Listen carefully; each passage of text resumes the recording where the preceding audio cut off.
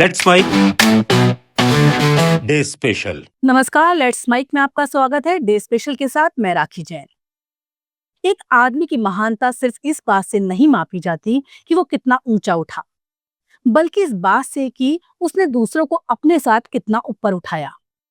आज 18 जुलाई 2025 है, Nelson Mandela अंतर्राष्ट्रीय दिवस।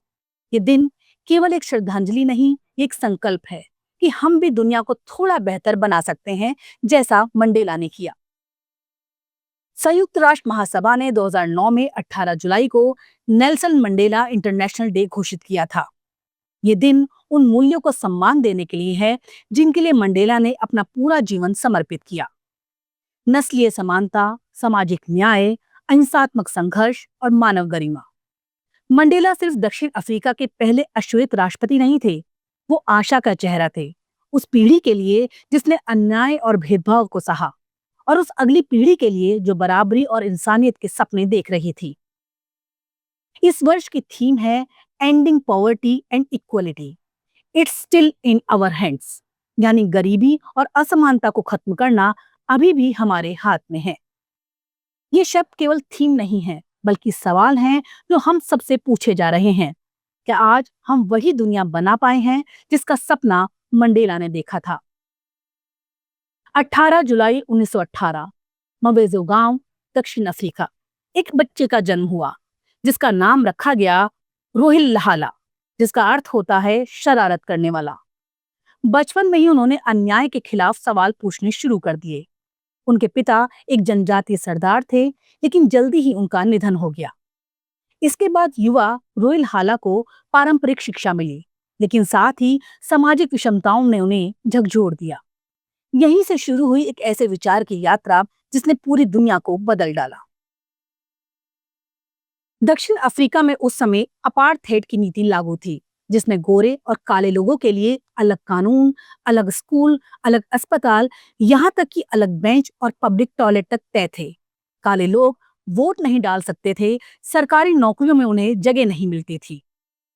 नेल्सन मंडेला ने इसे चुनौती देने का फैसला किया। उन्होंने अफ्रीकन नेशनल कांग्रेस की युवा शाखा बनाई। उनका संघर्ष अहिंसक भी था और कभी-कभी विद्रोही भी, लेकिन हमेशा जनता की गरिमा के लिए। 27 साल की जेल और फिर भी ना झुका सिर।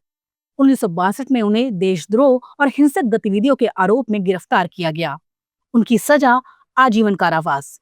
27 साल 3 दशक उन्होंने जेल की सलाखों के पीछे बिताए।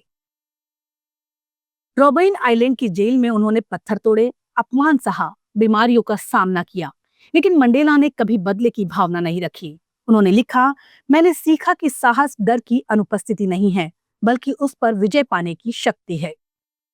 1990 में नेल्सन मंडेला रिहा हुए। उनके रिहा होते ही पूरी दुनिया ने राहत की सांस ली और एक युग की शुरुआत हुई। 1994 में वो दक्षिण अफ्रीका के पहले लोकतांत्रिक रूप से निर्वाचित अश्वेत राष्ट्रपति बने। ये केवल सत्ता परिवर्तन नहीं था, ये न्याय की जीत थी।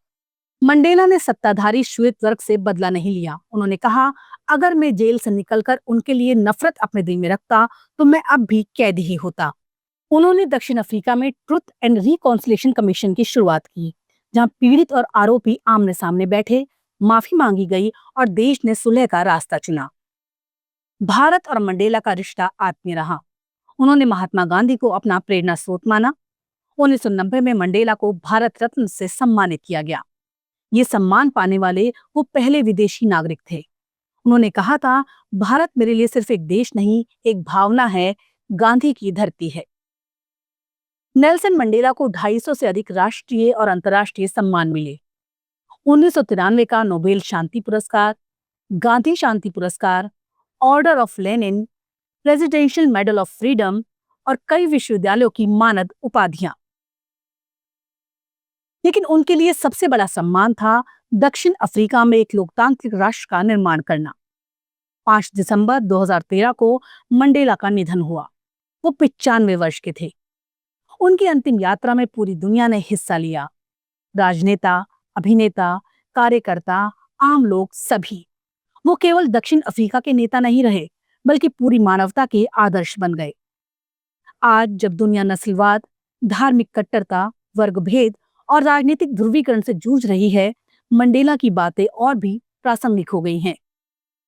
उनका जीवन हमें सिखाता है, सहनशीलता कोई कमजोरी नहीं, ताकत होती है। माफ करना कठिन है, लेकिन यही सबसे बड़ा बदलाव लाता है। दुनिया को बदलने के लिए नेतृत्व चाहिए, विचार चाहिए। संयुक्त राष्ट्र मंडेला दिवस पर हर व्यक्ति से अपील करता है, 67 मिनट्स फॉर मंडेला, यानी 67 मिनट समाज सेवा के लिए दे, क्योंकि मंडेला ने 67 साल मानवता की सेवा में दिए। चाहे वो किसी को पढ़ाना हो, किसी की मदद करना, पेड़ लगाना या केवल किसी अकेले व्यक्ति को सुन लेना, हर छोटा कदम बड़ा फर्क ला सकता है। नेल्सन मंडेला ने कहा था, education is the most powerful weapon which you can use to change the world. क्या हम इस हथियार का इस्तेमाल कर रहे हैं? 2025 में खड़े होकर जब हम उनके जीवन को देखते हैं तो ये सिर्फ अतीत नहीं है, ये एक जीता जागता रोड मैप है उस भविष्य के लिए जो हम सबको मिलकर बनाना है। नेल्सन मंडेला चले गए, लेकिन एक विचार छोड़ गए कि दुनिया जैसी है वैसी ही नहीं रहनी चाहिए और उसे बदलने की जिम्मेदारी हम सबकी है। आप सुन रहे थे लेट्स माइक की विशेष प्रस्तुति। इस पर आपकी राय का रहेगा इंतजार। लेट्स माइक के कमेंट बॉक्स में जरूर बताइएगा। आप सब लीक से हटकर बनाए गए हमारे कार्यक्रम पसंद करते हैं, इसके लिए आपका दिल से आभार। चैनल को लाइक और सब्सक्राइब जरूर करिए और जुड़े रहिए लेट्स माइक के साथ। नमस्कार।